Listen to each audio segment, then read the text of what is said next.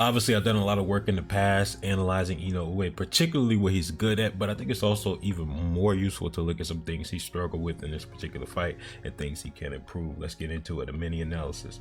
So, firstly, it's important to identify that a fight is between two fighters, and Tapales was the other fighter, and he did some really good things himself, and he does some interesting range manipulation tricks. He puts out that lead hand, a feint, it's kind of distracting, but then he brings his foot closer, and as he brings his foot closer, he's now closing the distance, and he's going to measure again, get a reaction, and then when he measures, well, he keeps it out there. Actually, he keeps it out there, and that allows him to close the range because his hand is already closer to the target, so you have less reaction time because it's already too close to you.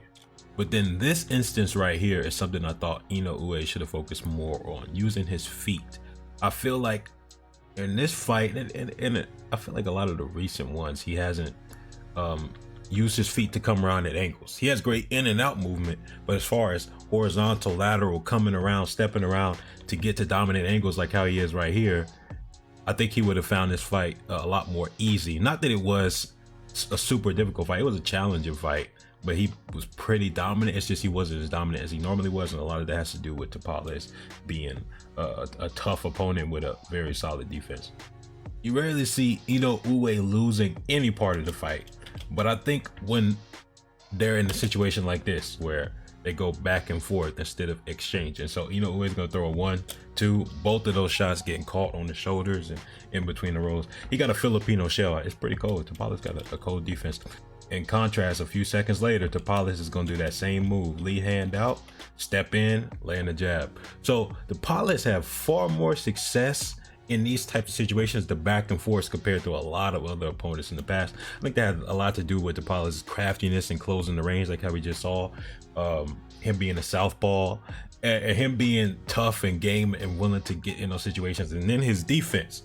And so it'll be interesting to see how Inoue deals with similar challenges in the future if he adapts and grows. I expect him to. And I think probably the biggest reason he struggled is in comparison to his last fight with Fulton. My whole breakdowns was over the feints. The feints were the foundation. Feints and shots to set up other shots. So here, when he throws a jab over top, Tapales ducks underneath, which he expects, and hits him with a 6 uppercut.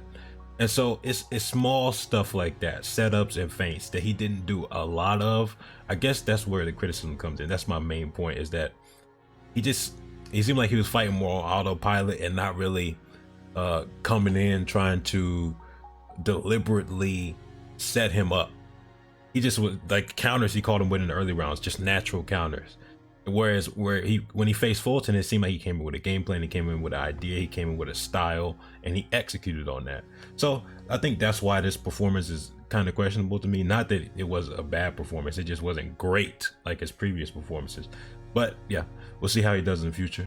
Fight Scientist, I got some more stuff coming out in a little bit. We're gonna do a double upload today, so I will see y'all later. Immortality Serum out.